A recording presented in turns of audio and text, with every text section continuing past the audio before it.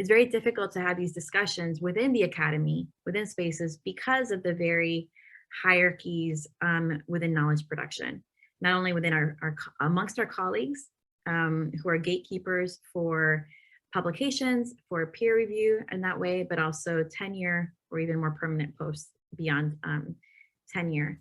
So having a space to say, hey, I'm not sure about how the main questions that our fields pose, what the main problems are, or even the main sources that we're supposed to respond to. How should we be thinking about this? And in that process too, meeting each other, because we're not encouraged within our disciplines to look horizontally to each other within the global majority. We're routinely encouraged, because of the power dynamics, to respond to the global north, and specifically to scholars in the US and UK, and how they're shaping authoritative knowledge production in our fields.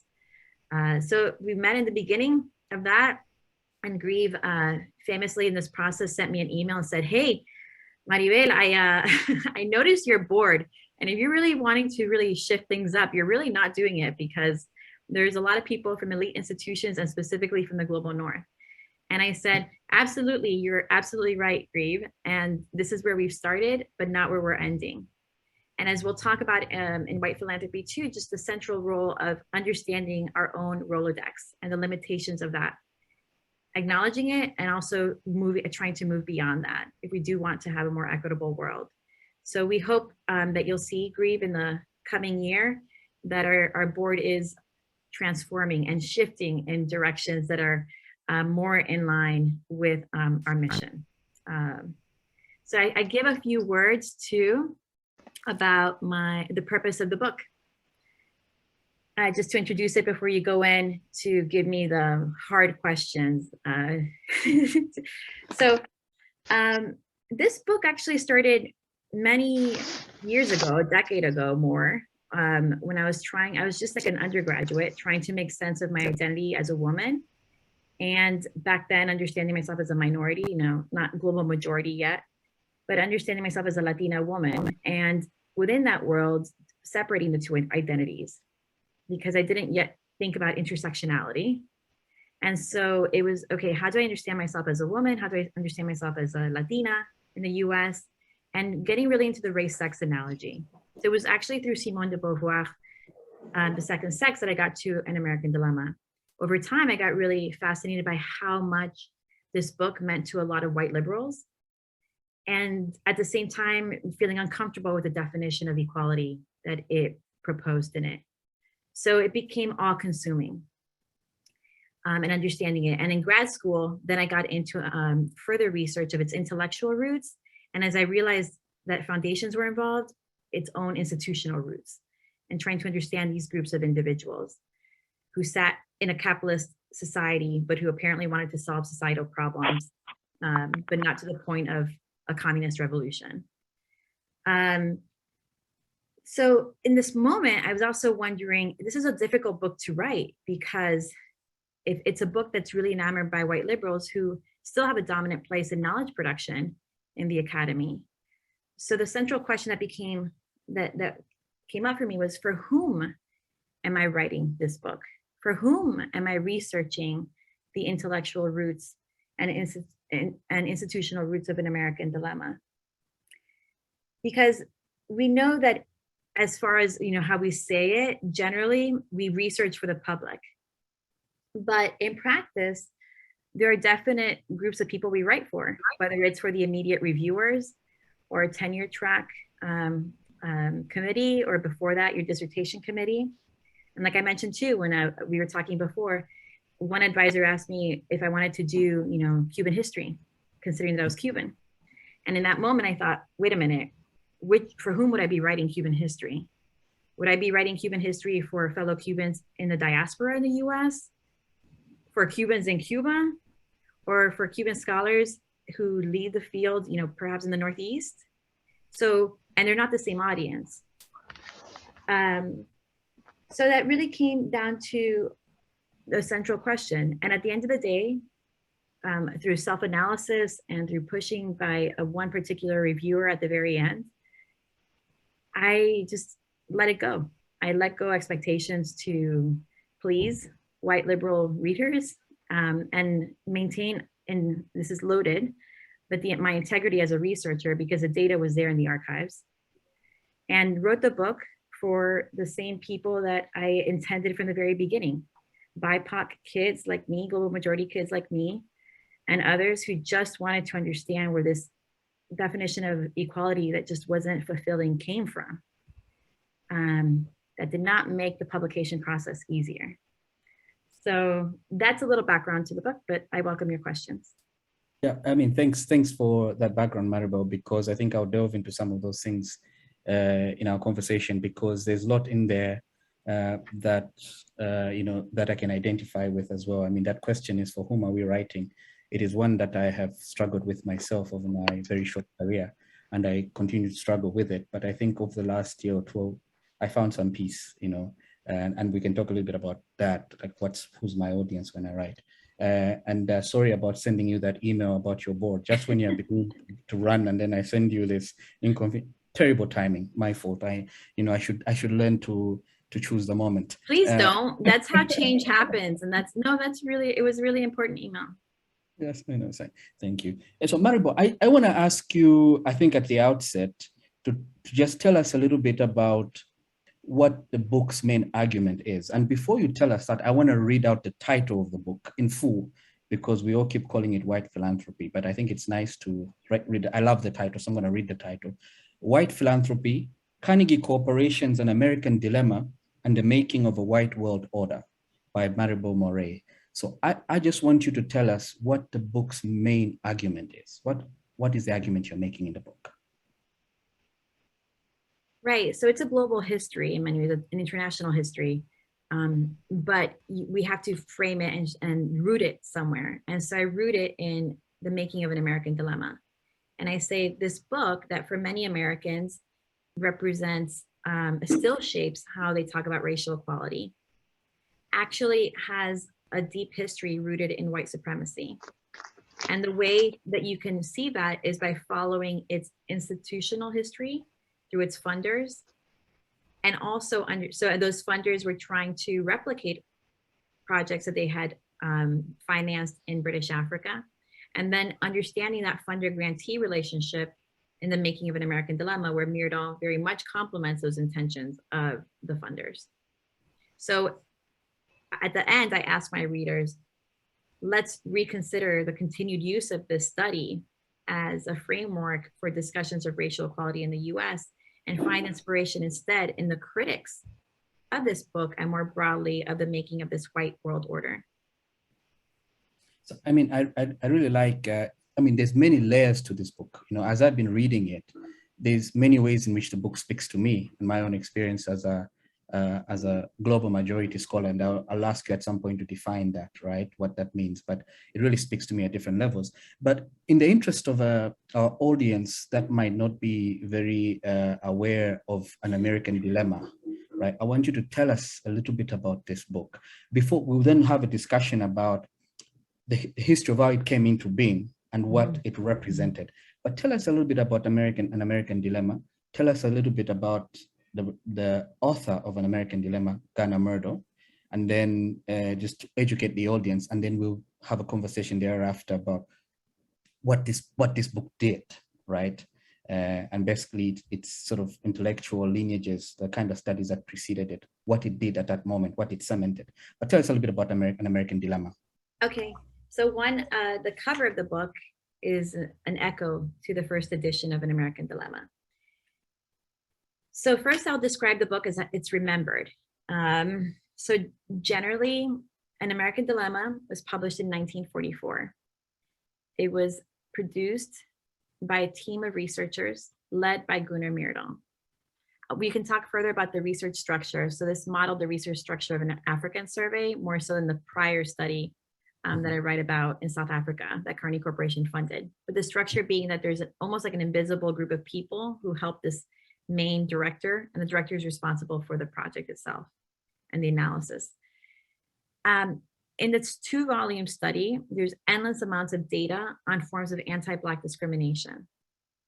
Gunnar Myrdal writes that the American dilemma is a moral dilemma in the hearts and minds of Americans, which he means white Americans.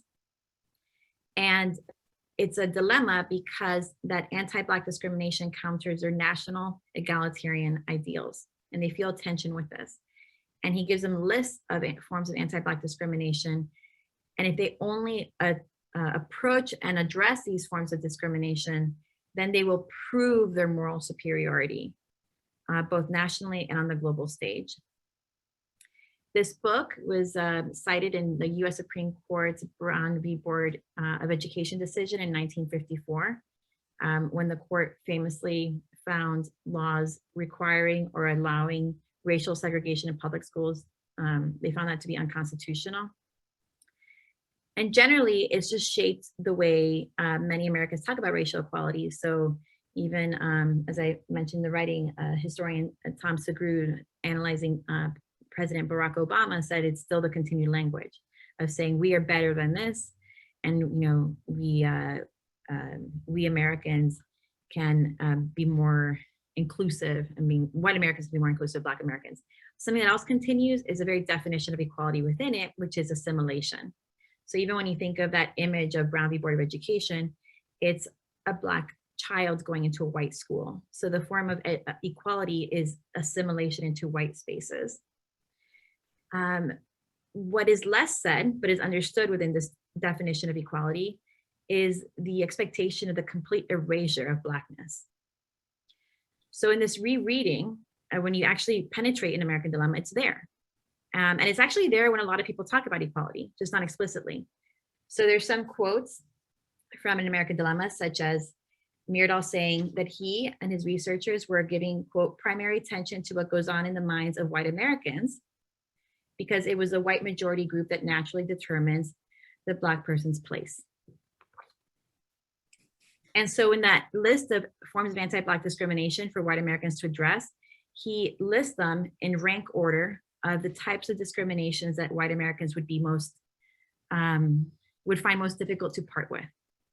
So to start with the forms that they would find less difficult to part with, and to end with those that they would find most, and most being forms of intermarriage, especially anything to do with white women. And he calls it, quote, unquote, the white man's rank order of discriminations. He furthermore says that he assumes that it is to the advantage of Black Americans as individuals and as a group to become assimilated into American culture, to acquire the traits held in esteem by the dominant white Americans. Similarly saying, if Black Americans could be eliminated from America or greatly decreased in numbers, this would meet the whites' approval, provided that it could be accomplished by means which are also approved. And those means that he offers are assimilation. And at the very end, the whole point of this project, and he offers it as the final chapter, was for perhaps several, there's a quotation, Americans also recognize that America has to take world leadership. So he's finishing this project during the Second World War. The coming difficult decades will be America's turn in the endless sequence of main actors on the world stage. America then will have the major responsibility for the manner in which humanity approaches the long era during which the white peoples will have to adjust to shrinkage, while the colored are bound to expand in numbers, in level of industrial civilization and in political power. For perhaps several decades, the whites will still hold the lead, and America will be the most powerful white nation. So this is a deeply problematic book, this American Dilemma, when one gives it the kind of critical reading that you've just given it. And what is astounding for the audience to know is that the lead author, Ghana Myrdal, wins the Nobel Prize in Economics in 1974. And I was just looking at the citation that prize-giving committee wrote in honor of Myrdal's Nobel Prize. They cite this work as an important intellectual contribution. And like you say, it's written in 1944 and really shapes how we think about what he calls the Negro problem, how we think about what to do about race relations in the US. And like you've just nicely outlined there, Myrdal is really saying, Black people assimilate upwards, right? Sort of one thing. And at some point, we'll talk about some of the reactions from the Black intellectual class to this particular publication.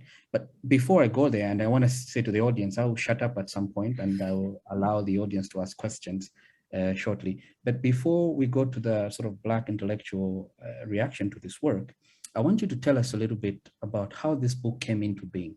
Because when I was reading your book, I learned things I didn't know.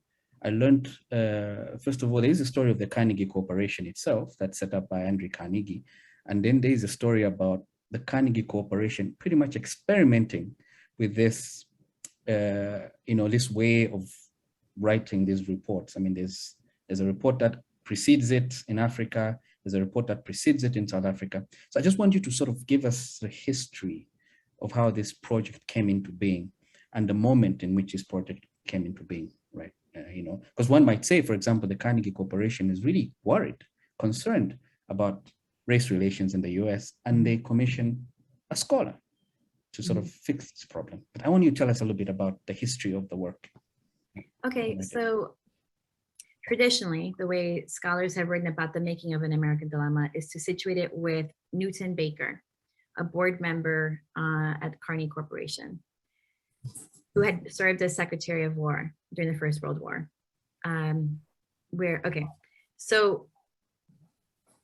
What's interesting about that story is that there is documentary, suggestions of that. Keppel, in his introductory piece in An American Dilemma in the book, highlights Baker and says Baker played a really central role in shaping this project. Now, what I did have was a decade in the archives. So I was able to, quote unquote, waste time in the archives, read through hundreds of boxes. At the time, Keppel's papers were uncatalogued. So I was going through birthday cards for his sons, like anything. So getting a real sense for not only his personality, but his leadership style. So scholars not only have just taken his Keppel's words for granted in that public space of An American Dilemma, but they discounted his leadership style. So many scholars have just assumed that he just financed things on the whim, when things came to his office. So spending further time in the archives helped me, in some sense, appreciate his leadership style, even if it's not very upfront. So the way that he liked to lead was by suggesting that somebody else had an idea. He did this with advisors. So like he would ask, an advisor for a document suggesting some. So Donald Young is a sociologist, and Donald Young said, I wasn't recommending this US study. I just told Keppel that if he did want one, this is how it should look like. And colleagues said, that's how he works. That's how, then he can present that document to his board members. So now that I honed in on Keppel, I'm like, no, he had concepts. Then I'm trying to understand in this project and writing in White Philanthropy, what was his vision behind it? So to backtrack the making of it, I also backtracked the space that he inherited when he became president of the organization in the 1920s. So I explained some of that framework, those constraints. The organization that he was running had a geographic limitation. It was supposed to exist in the US, Canada, and the British colonies. The question was, what are these geographic spaces? When he becomes president, the question is, does the US include the Philippines? As a US empire, does it? And this is president of the Carnegie Corporation. So this Keppel guy is president of the Carnegie Corporation over 2 decades, right? Yeah, that's right. That's right. So you imagine yourself getting into that position. You're like, what have I just inherited? What am I leading? Where can I work? Where can I provide grants? And so the question of the geographic constraints, and one board member has a central role in shaping the question specifically on British colonies. And that's James Bertram, who was Andrew Carnegie's personal secretary. And he says, forget what might be coming out of London and all their different definitions of dominion and colony. What he really meant were communities of white people, and communities of white people that could dominate. So that means we cannot fund in West Africa. We can fund in East Africa. We can fund in South Africa, though it's officially a dominion. New Zealand, never India. Wherever there's a colonial white, colonial white settlers, wherever there's a critical mass of colonial white settlers. That's right. Okay. It's a term of art, colony. And so within that framework, it's an organization that's supposed to privilege the needs of white people in the British Empire and the Anglo-American world generally. And Keppel gets invested in funding cooperative social sciences that could aid white policymakers address issues that they found critical. And one of these critical problems that was really alive to Keppel was rising Black consciousness. So a key advisor for him, J.H. Oldham, signals to him, there's rising Black consciousness, and you sitting in New York should care about this problem that British, the British Empire is confronting in Africa, because this could be a transatlantic problem, destabilizing international order. And again, at the heart of it, if you start deconstructing that, it's a threat to international order only if there's white resistance, right? So, yeah, so he starts financing these cooperative social science projects, and the first one is a poor white study in South Africa, the problem being white poverty, them perceiving, his advisors there, that poverty amongst white people would destabilize economic hierarchy, white supremacy in the area and Black subordination.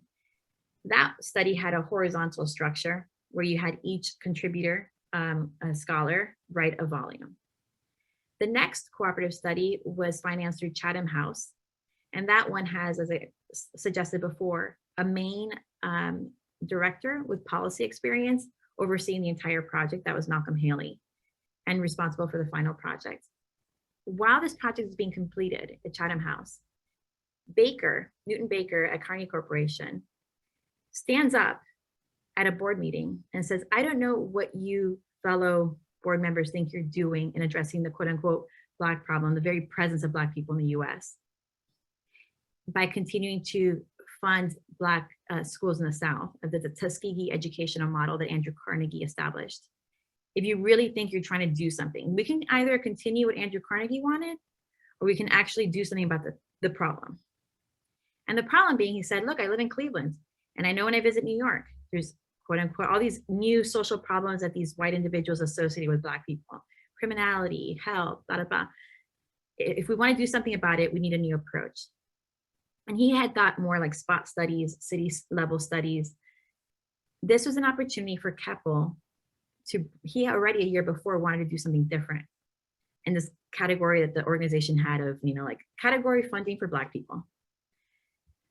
And this was an opportunity, not only because Baker stood up, but because around this time, 3 lifetime members who had been personal secretaries to Andrew Carnegie passed away. And they would have been very hesitant to move beyond anything that Andrew Carnegie had explicitly established himself. And so he expands upon Baker's idea and suggests a study just like Haley's in public policy purpose and research structure. So he's looking for a study that there'd be an invisible team of people with one director in charge who had policy experience. And the goal, the public policy goal of helping policymakers across geographies, in one context, there's across empires, in the US, there's across states, harmonize and learn from each other in their governance of Black people as means of stabilizing white domination. Now, if you want to know specifically on why Myrdal, the search started with someone just like Haley, a Haley type. And he repeatedly, in his meetings at Chatham House, was asking for someone just like Haley. But in dialogue with his US contacts, started narrowing the search of white European men with policy experience to countries that were at the time not controlled by, it was not Nazi Germany or any other one with colonial experience, because that would, as he understood it, by the US advisors, undermine that person's reception as a disinterested observer. So if you start taking out those countries in Europe in the late 1930s, you're left with few countries, and Myrdal was already in that network as a prior Rockefeller fellow. I mean, this is fascinating stuff. And I think the thing that this idea that these 3 studies, right? And then there are many that precede them. I mean, there are many, for example, I've forgotten the title, but there's one pretty much maybe in the early 20th century that is about, how to educate the Negro in the US, right? I think, but what the interesting point is the point you're making about there's a rise of Black consciousness in the 20s. And then I don't want to give a lot away from the book, and I want people to buy the book and read it. But you talk about Marcus Garvey and Garveyism, and that's really big in the 20s. Keppel, this president of the Carnegie Corporation at the time, is observing this. And you also trace back a little bit of Keppel, and you tell us Keppel is in Paris at the time is it the Treaty of Versailles, the peace treaty is being negotiated after World War I. And at the same time, there's sort of like a Black consciousness conference taking place where W.E.B. Du Bois is present. And you're making sort of the link there. You're saying some of this, Kepo is observing this as a white man and getting worried, right? Like what's going on? These people who are not supposed to think and organize and want something better for themselves are beginning to organize. And basically what you're saying, so is a lot of this action in the 20s and 30s and 40s is Kepo's own reaction to this rising Black consciousness. And one can then see these sort of reports in that line. Now, I just want to say, so there's the Poor White report. It's published in 1932. That's the one on poor whites in South Africa, financed by the Carnegie Corporation. Then an African survey comes out in 1938 or thereabouts, financed by the Carnegie Corporation. And then you've got an American dilemma, right? That comes out in 1944. What you do very well is you link an American dilemma to these two prior reports. Say, the model and the experiment is already done on the African continent, right? Now, do the three reports basically say, are they saying the same thing? When in largely, so are they, in many ways, are they sort of fostering this white world order is the comment the question I'd like to ask. Yeah, no, thanks, Grieve. So I think they're all supporting a white Anglo-American world order. Okay. They're helping specifically, they were intended to help specifically white Anglo-Americans maintain power. So the reason why, but there's a little caveat here I'm gonna add. The reason why Carnegie Corporation went to South Africa was part of its charter's focus on British colonies, right? Now, part of their dissatisfaction with their advisors in South Africa, which were supposed to continue indefinitely in shaping its giving, the organization's giving throughout the continent, was the rise of the National Party in the late 1920s, because more than helping Afrikaners, they were there to help British settlers.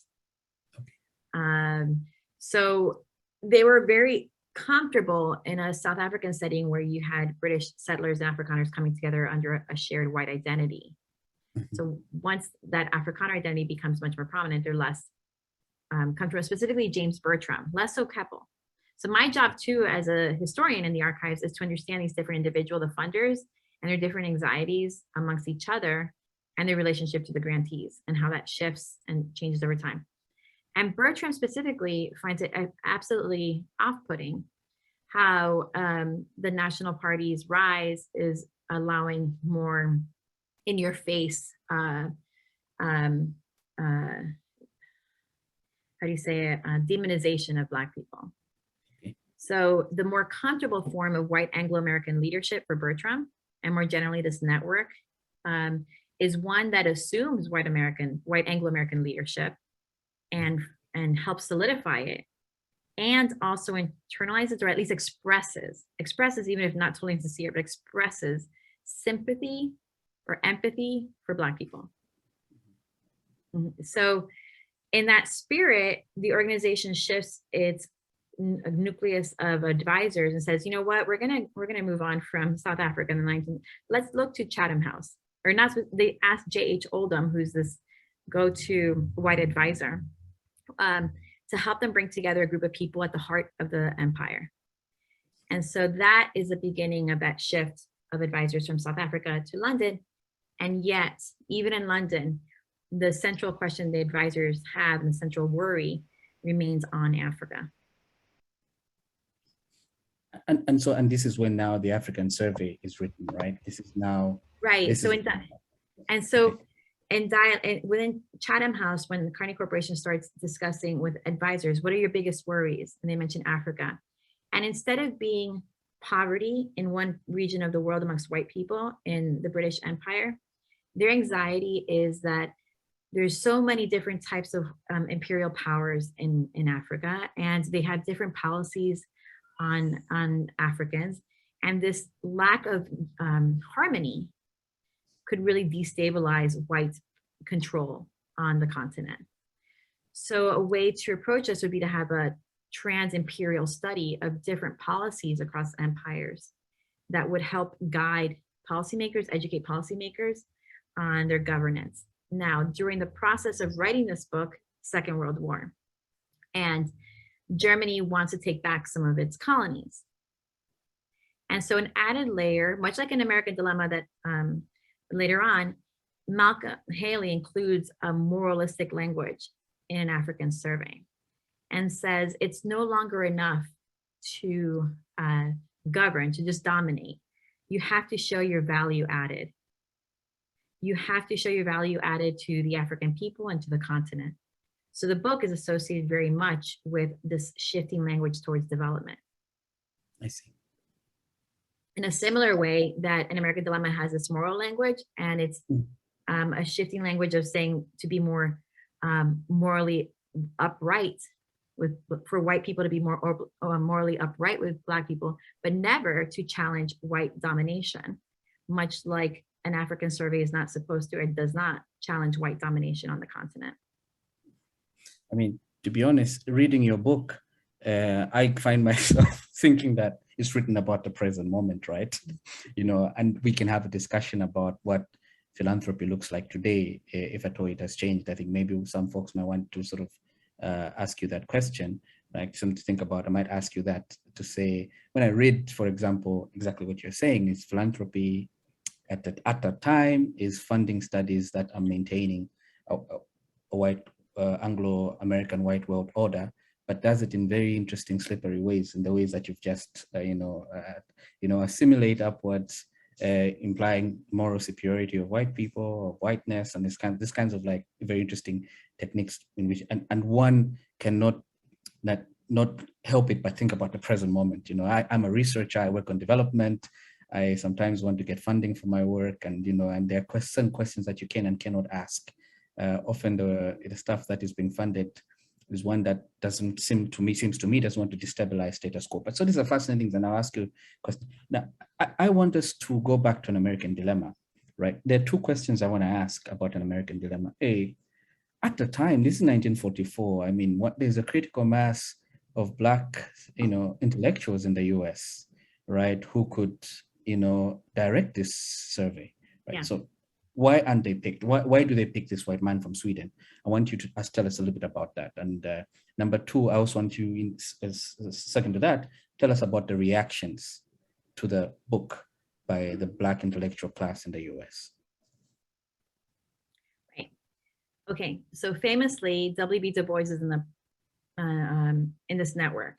So again, I'm going into the archives, studying these foundation individuals, their grantees and their advisors. So imagine, like an octopus of networks that I'm tracing. So you have Keppel, and then you have J.H. Oldham. The studies you mentioned that were earlier were Thomas Jesse Jones, South African advisors, Chatham House. And so it's this octopus. Du Bois shows up in the octopus. They respect him and they fear him. And those two things coexist sometimes, right? You can, and so the parts of this network, including the Phelps-Stokes Fund that has overlapping board members to Carnegie Corporation. It's a smaller foundation, but influential because of the studies that it produces as well earlier on Black education. Has this idea to fund an encyclopedia, but people such as W.B. Du Bois already had that idea for a long time. So many scholars question, why did these foundations ultimately reject the funding of W.B. Du Bois's Encyclopedia Africana and finance Myrdal's An American Dilemma? And the next word is usually instead. In reality, they're totally different projects for these funders, right? So they trust the kinds of the directors that I just mentioned, Myrdal, Haley, or the white advisors in South Africa, to shape knowledge production on white and Black people that they could use for policy purposes. Not so unlike today, right? Foundations want research that will have an impact. Well, impact amongst whom? Mm-hmm. Impact amongst white policymakers to better govern, dominate. Are those the same things? Other people, right? So that's what they really relied on these individuals for that, and that's what they wanted. So if you're thinking of someone who can have an impact in shaping policymaking on Black people in the US amongst white policymakers, it's Myrdal, it's not Du Bois. And even to the point of they respected him, but they feared him, Du Bois would test these boundaries because he was in dialogue, firsthand dialogue with Keppel during the 30s. And he said, the fellowship program they have, the Carnegie Corporation has in South Africa, I know it's only white scholars that they're transferring back and forth. And it's never Black scholars. And so he asked directly to get money to go. And Keppel reaches out to his advisors and says, they don't think it's a good idea to have you go. And I've long trusted their advice. And so no. By the way, does Keppel, this correspondence, or does Keppel in his reply say why they don't trust Keppel's advisors don't trust Du Bois to be a good, do they say why? Do they say? Well, in his response to the Phelps-Stokes leadership explaining why Carnegie Corporation was not going to fund the encyclopedia, he mentions, my board rejected it, not because we think he's a firebrand, but because, so there's a general feeling amongst the Phelps-Stokes Fund that W.B. Du Bois, one, why they even thought of maybe collaborating with Du Bois on this project, even though they didn't initially do it, and then stayed with him, with this idea. Why? There's a sense in the 30s amongst these foundation officials that he had calmed it down, that he was no longer such a firebrand. But that term is still floating around. Maribel, this is just a super fascinating book. And I think at this moment I had promised to shut up. There's so many questions I could ask you, but I want to shut up and open it up to the audience. I wonder how we're going to do this. Is there anybody who can, should I read questions, or should folks put up their hands? Ahmed, you could help us. Yeah. So I can, well, there's already one question in the chat from Matthew Landfield. And Matthew asks, he says, one idea that Maribel mentions in the book is the notion that Black Americans are treated as a colony. Can you expand on that and how that notion plays out in real terms for people? Yeah, thanks, Ahmed. Thank you, Ahmed. That was, I think it was a Stokely Carmichael quote that I have in the book. Yes. So that's, yeah, I don't, it's so clear to me that the US is an imperial power, that seems right on. Okay, how can I expand on that? How that notion plays out in real terms for people. Okay, there is, and Myrdal played into it. Myrdal played into this US exceptional story. So many times, I'll use the we here, we Americans do not want to think that what happens in the US is at all related or connected with the rest of the world, right? So sometimes when we read terms such as internal colony, we're like, what are you talking about? We are unique. We're not, the US is not imperial, it's just a country, and it's a place of quote unquote equal opportunity. But in reality, we are all interconnected. If we actually think about the fact that airplanes come in and out, and that people have connections in and out of this country, we're all part of a global community of shared ideas, shared transport, goods, everything. Okay, but in this, but people play into this concept and continuously do. So in American Dilemma, Myrdal says, white Americans are uniquely egalitarian. No data, right?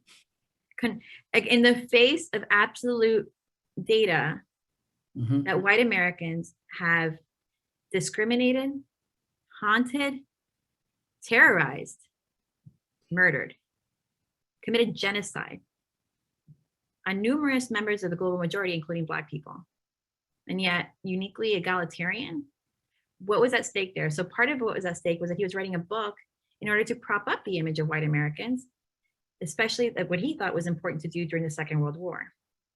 He was reading his own work in Swedish right before he did this, wrote the report for this book. He wrote a book called Kontakt med Amerika with his wife, Alva Myrdal. And they were trying to explain to fellow Swedes, published in 1941. They took a hiatus over there, explaining them why it was so important to hold off on a possible Nazi German invasion. While their neighbors were already invaded, why it was worth it to fight that. He said, because yes, we see it. Nazi Germans are committing genocide against groups such as Jews. and and white Americans are, you know, committing genocide and lynchings and against Black Americans. You know what? We've met them, and they actually want to be better people, unlike Germans. So at the heart of it, he brings in that concept. So they talk about the American Creed in that book in Swedish, and brings in that concept to an American dilemma, serving, as he even said it, a war purpose. So there are authors from Myrdal to many others that want to play into Americans' desire to feel exceptional. But in reality, a lot of the dynamics, including the funders in this book, are creating analogies across oceans. Thanks, Maribel. I've seen a question from my good friend Vera Mshana in the chat, and she's asked a question I wanted to ask you. And basically, the question that Vera has is as follows. Maribel, in your mind, can US global philanthropy be saved or reshaped, or should it be phased out? I'm reminded of Edgar Villanueva's book, Decolonizing Wealth, which suggests this is possible. But I'm curious to get your thoughts. Excellent discussion. Right. So I mean, I think I was gonna ask it. Vera is very direct. I was gonna ask it much more politely and say, is there a problem today? But I think Vera has concluded for us that there's a problem. So can it be saved? Can US global North philanthropy be saved?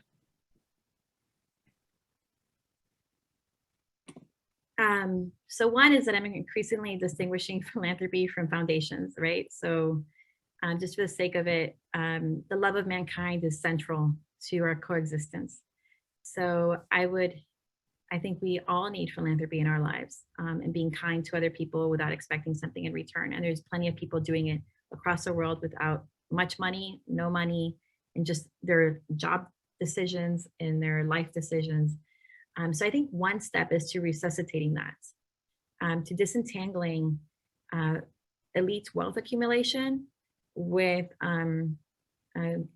philanthropy. Is it really philanthropic? Are these actions of foundations really a love of mankind? And I say that because that's I think a very foundational step towards liberating ourselves from the mind game. So understanding that there is some sort of wealth redistribution happening, but it's not necessarily a love of mankind. And that there are a lot of other people practicing more robust forms of a love of mankind out there, including throughout the global South, which is generally overlooked in these discussions of where philanthropy exists. Okay, so saved, reshaped. On that point, as far as the elite accumulation of wealth and its redistribution, and should it be saved or reshaped? I'd have to hear the justifications for a world of extreme wealth inequality and its continued existence. I think there's a lot of research, and I end with that book, with that quote from Du Bois. Actually, I read it. It's not a furtherance towards international peace, sustainable communities. So we should all be invested in re-questioning that elite wealth accumulation and how it's redistributed. We should all be invested in that. So is it being redistributed within the same socioeconomic group and organizations such as museums and universities, or is it really playing a role in redistributing that wealth towards more equitable means? And who's playing a role in shaping those decisions? So it definitely has to be reshaped. And I would say not philanthropy being reshaped, but the way that elite wealth accumulation is existing and how it's being redistributed. And I just wanted to mention this quote at the very end of the book because it's at the heart of the argument. Let's see if I can. And I encourage folks to put questions in the chat as Maribel is looking for the Du Bois's quote. Yeah, so here we are. And it's at the main menu. And it's referring back to what I mentioned about Keppel and Du Bois. As Keppel underscored for Du Bois in the 1930s, we have done pretty well in the past 15 years by seeking and following our South African advisors' advice, and I hesitate to break away from the policy. Keppel rejected both proposals from Du Bois, in line with his longstanding efforts as Carnegie Corporation president to promote white solidarity while discouraging comparable Black unity across the Atlantic. In Color and Democracy, 1945, published a year after Myrdal's An American Dilemma, 1944, and 2 years after Keppel's passing, Du Bois further crystallized his critique of the white Anglo-American world order, whose solidification he has seen US philanthropy aid. Underscoring the very fragility of these white men's global projects and foreseeing its eventual demise, Du Bois both observed and predicted. The hope of the world lay in the union of Britain and the US to dominate mankind. Yet up from the throats of these peoples, the colonials, the minorities, and the depressed classes, one increasing cry for freedom, democracy, and social progress continually wells. It's a fascinating quote. I mean, I was going to ask you at some point to read, it's heartbreaking. I was going to ask you to read a quote from the book. So I think that that really sort of does it. So Maribel, I think I haven't seen any question in the chat, and I just want to ask, you know, I just want to reflect a little bit on this book for me as I read it, and to see if this my reflection is right. I mean, it's when people read works so great, we have our own reflections on the work. And for me, in reading this book, I think the big message I get as a social scientist is as follows, right? What foundations do cannot be divorced from the historical moment, or the moment in which they're doing those things. And it's quite clear with An American Dilemma that the Carnegie Corporation, at least Keppel, is responding to these currents of Black consciousness, right? And this work shapes how people think about race in the US. Like you say in the book there, the problem is not structural. The problem is about just white people are inherently good. Whiteness is inherently good. If we can fix us somehow, then we fix the problem. And that dominates how people think about race in the US for a long time, right? So delays the arrival of critical race theory, for example, which talks about structures, right? This is, for me, is a reflection, and I think there's a responsibility on those who make grants to think about this kind of stuff, right? I think this is really useful because I see it in my own work.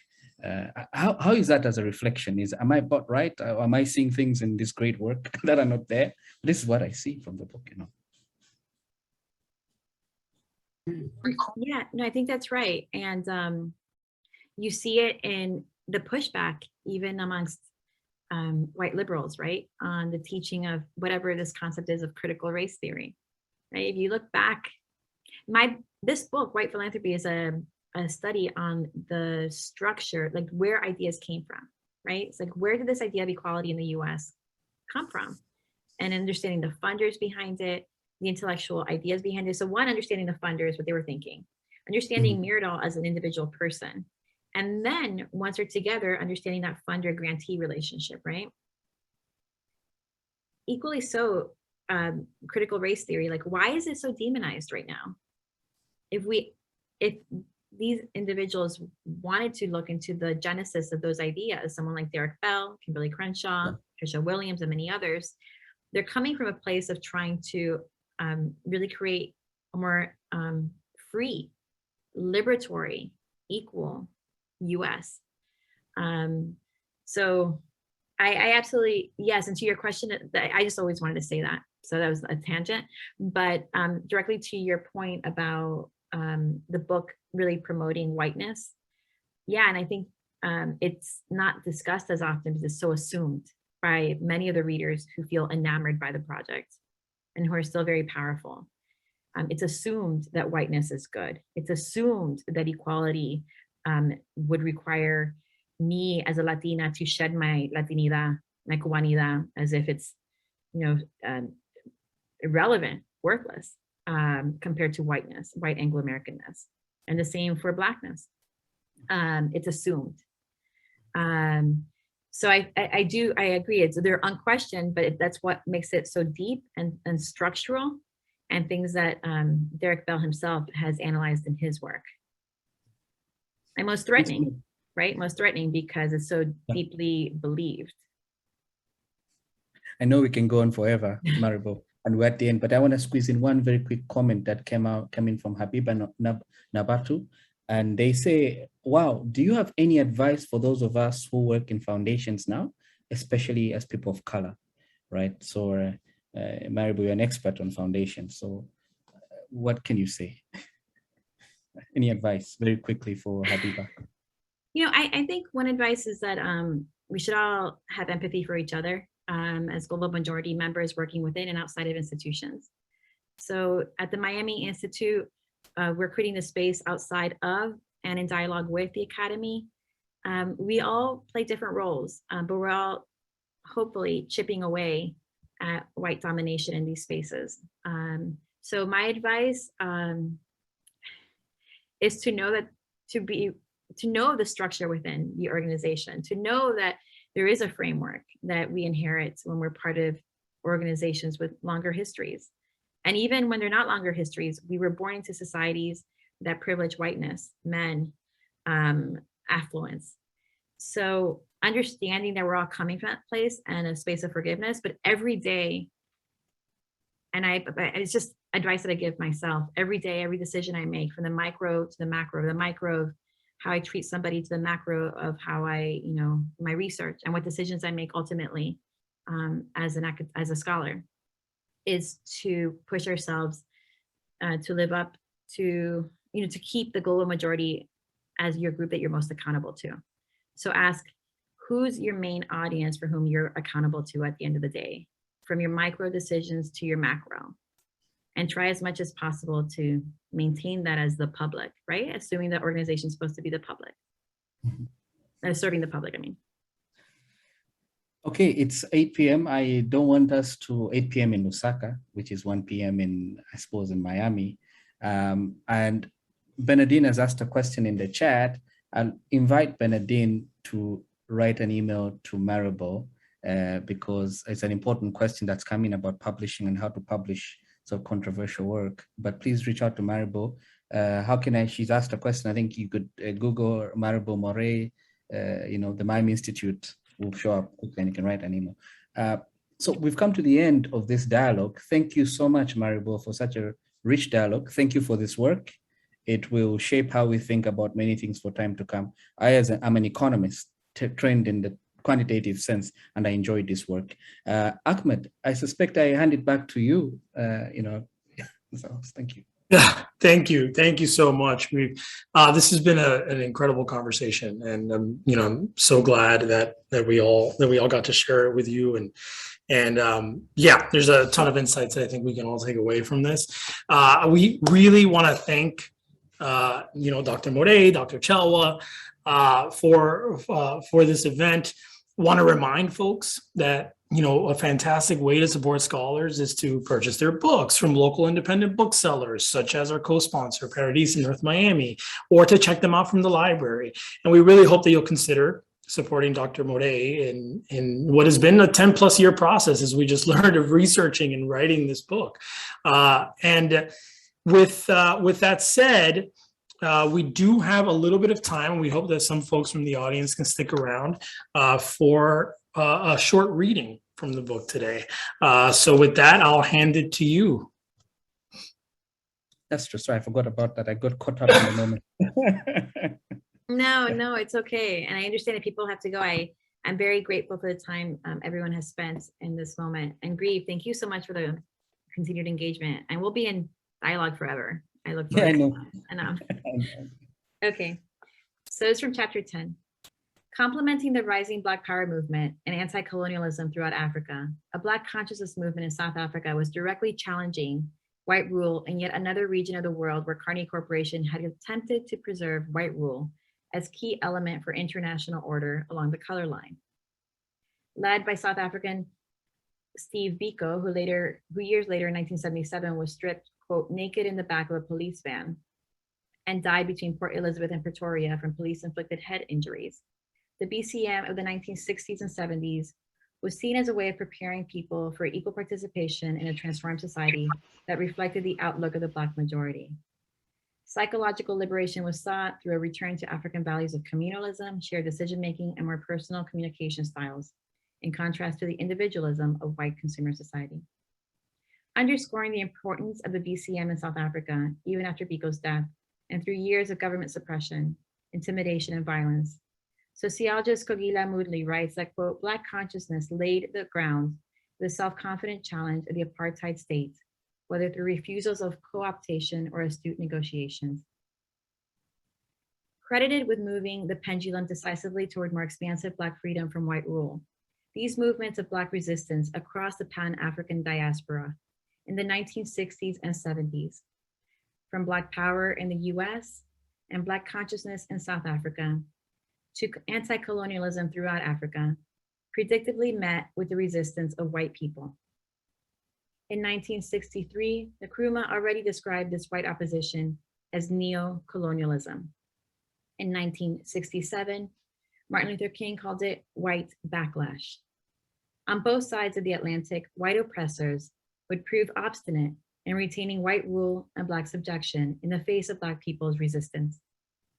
And yet, the very existence and social traction of these three Black freedom movements successfully underscored just how naive Carnegie Corporation President Frederick Keppel, his colleagues and advisors, and Andrew Carnegie before them had been to believe that either the Tuskegee educational model for Black people or social scientific research on white and Black people could be critical tools to help solidify white Anglo-American domination and preclude the inevitable, a people's ability to rise up against their oppressors.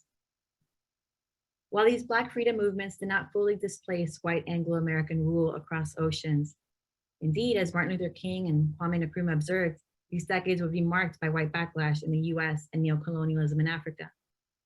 They succeeded in underscoring the vulnerability of a world order based on racial domination. Thank you. Thank you so much for that. All right. So with this, we conclude today's event. Once again, thank you so much, Dr. Morey and Dr. Chelwa, for this engaging conversation. I am including information in the chat just now in terms of like how to keep in touch with Dr. Morey, with Dr. Chelwa, to learn more about the book, learn more about what the Miami Institute for the Social Sciences is up to. And we will share the YouTube link with everyone who registered, as well as on our Twitter, so that you can revisit this conversation. And with that said, thank you all so much, and I hope that everybody has I think at this point, probably still good morning, good afternoon, and good evening for all of our attendees from around the world. Thank you so much, Ahmed. Bye-bye, everyone. Bye, Maribel. Congratulations on the book. Thank you, Grieve. Thank you, Ahmed.